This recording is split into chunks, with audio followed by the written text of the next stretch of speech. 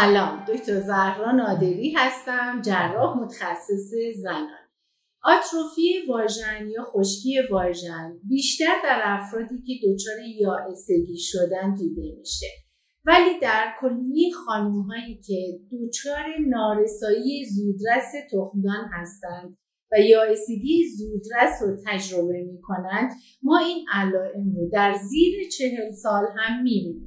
در افرادی که شیمی درمانی میشن، رادیوتراپی میشن، از داروهای خاصی استفاده میکنن که باعث بروز سوزش، خارش و خشکی واژن در تمام طول روز و حتی بین رابطه ها و حین رابطه جنسی هم که این علائم دارند گزارش شده. حتی در خانم هایی که زایمان کردن به علت افزایش میزان هورمون پرولاکتین، هورمون استرادیول که باعث سلامت دستگاه تناسلی میشه کاهش پیدا میکنه و خشکی واژن بعد از زایمان، بعد از دوران شیردهی به وفور دیده میشه.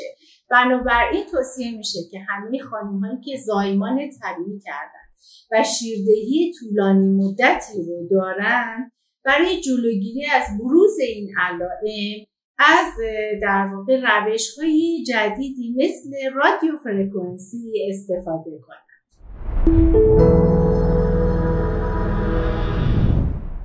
از همراهی شما سپاسگزارم و در ویدیو بعدی علائم آتروفی واژن رو به جزئیات براتون توضیح خواهم داد.